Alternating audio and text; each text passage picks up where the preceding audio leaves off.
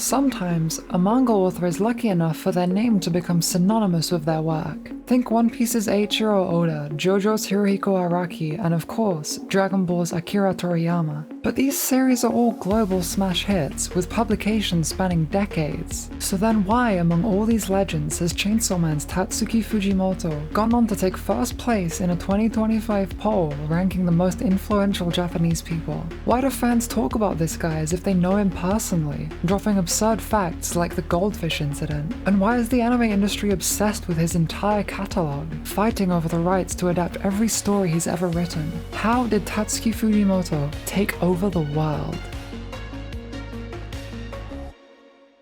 So I'm not aiming to give a recap of the life and works of Fujimoto. There's already a great video on that by Raleigh called The Fujimoto Effect. Instead, I'm going to break down what makes his work so impactful, and why his influence on the industry reached a peak in 2025. But to do this, I will need to briefly lay out his body of work, and spoil a couple of the stories, so here's your warning.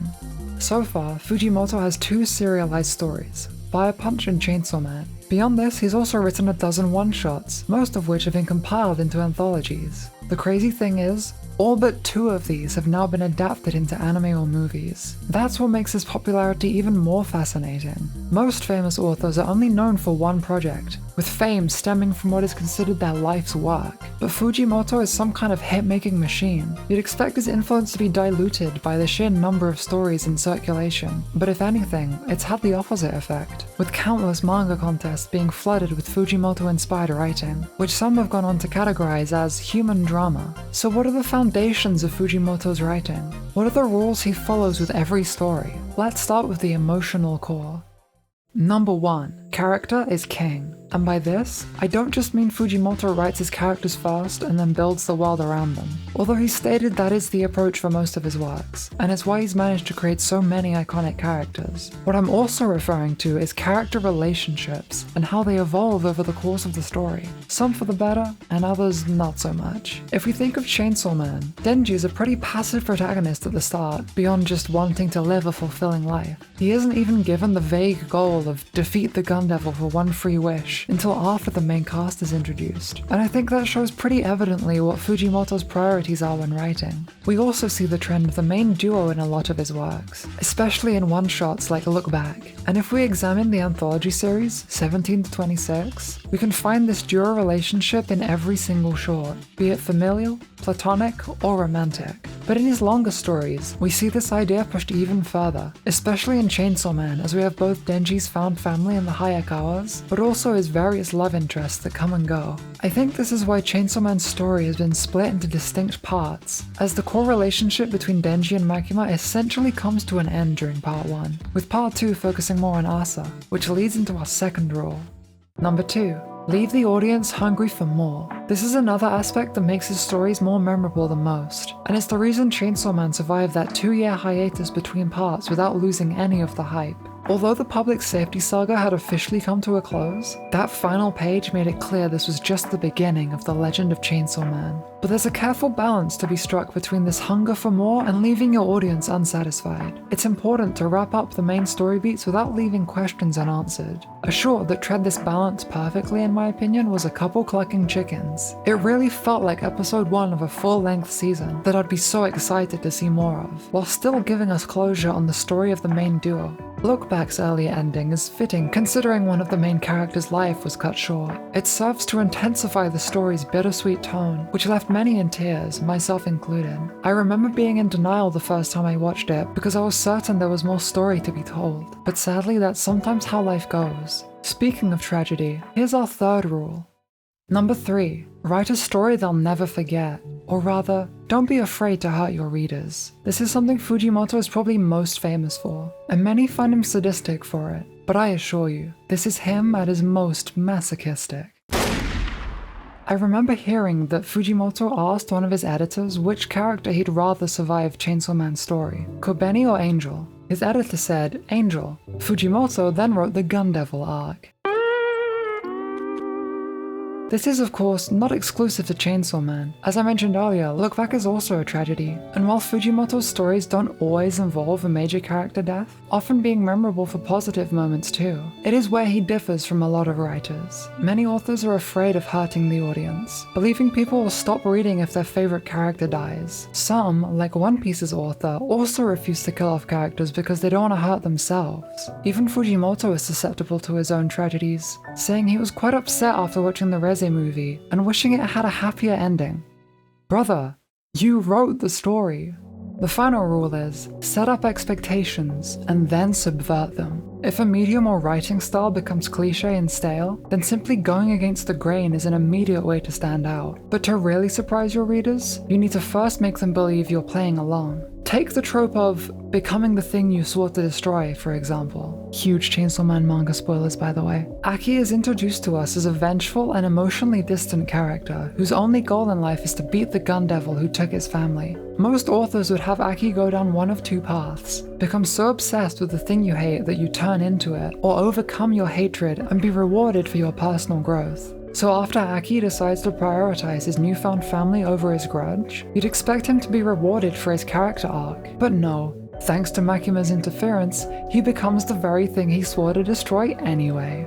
That is the peak of both subversion and tragedy. Of course, this isn't guaranteed, as being subversive is also starting to be seen as cliché in its own right. A huge amount of popular shonen manga these days are a dark take on the shonen formula. But when everyone's subversive, no one will be. Which is why Fujimoto takes a more subtle approach a lot of the time. To examine how he does this so consistently, let's do a quick rundown of his anthology series.